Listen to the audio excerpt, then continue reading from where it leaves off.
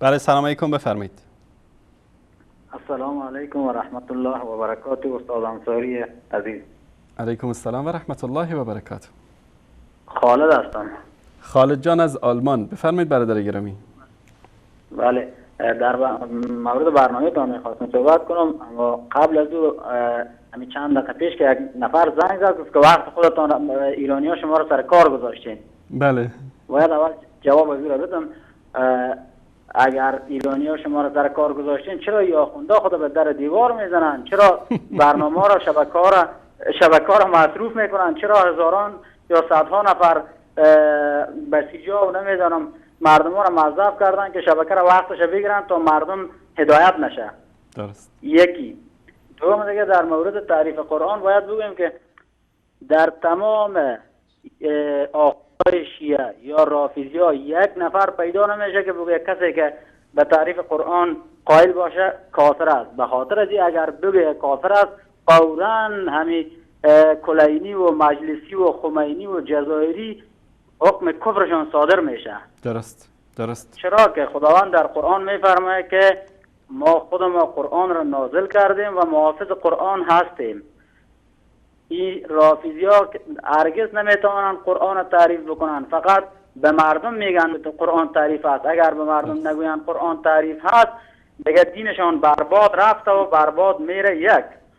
و دوم دیگه که آخونده چاره هم ندارن، خود به در دیوار میزنن، هر کاری میکنن تا شما را شبکه‌های شما را مصروف بکنن، مردم اجازه ندن، مردم زیر کنترل بگیرن که تا مردم هدایت نشه. خودشان هم اینو میدونن که از روزی که شبکه‌های توحیدی پیدا شده خیلی مردم عوض شده، مردم متوجه شدن، مردم شبکه‌ها را میبینن، اینا خود فریب میدن، خودشان دیگه همینطوری مردم گول میزنن.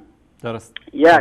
و دیگه ای که قرآن شریف در مورد چنین انسان‌ها میفرماید که همین انسان‌هایی هستند که مردم گول میزنن و احادیث پیامبر مستقیم به همینا گفته شده که 72 گروه از امت ما یک گروهی است که فقط در بهشت است، دیگه هایش پس کی وارد جهنم بشه؟ این دوزخ خداوند برای چی ساخته؟ بهشت برای کی ساخته؟ خب اگر این رافضی ها مردم گمراه نکنن، به قرآن کافر نباشن، قرآن تعریف شده نخوانن، پس کی در دوزخ برود؟ دوزخ و تنها به مسیحا و به یهود و به دیگه کمونیست ساخته نشده. دوزخ با چنین آدمای مسلمان نما هم ساخته شده. برادر عزیز، درست.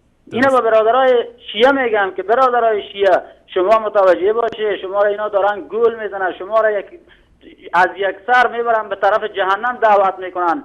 هی میگن شما فقط کتابای کافی و مجلسی رو میارن بخونید و از قرآن شما رو روز به روز دور میکنن.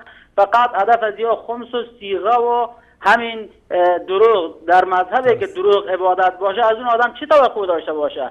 دروغ اصلا در هیچ مذاهب، در هیچ دین، در هیچ جای دنیا جایز نیست. اگر در کمونیستان بودی دروغ بگویی فوراً زندان میگه تو چرا دروغ گفتی؟ اگر در مسیح، در هر جای دروغ گفتن ممنوع است. اینا دارن دروغ عبادت میدونن برادر. اینا آمدن خوند زکات در قرآن آمده، در کجا آمده؟ برو مال مردم، اون بیچاره میره سود تا شب جان میکنه، زحمت میکشه، بعد میاد چند قرانی که پیدا میکنه او را ببره خونس بده که ما در بهشت بریم. آقا جان، برادران شیعه، نه آخوند کاری کرده میتونن، نه امامان کاری کرده میتونن.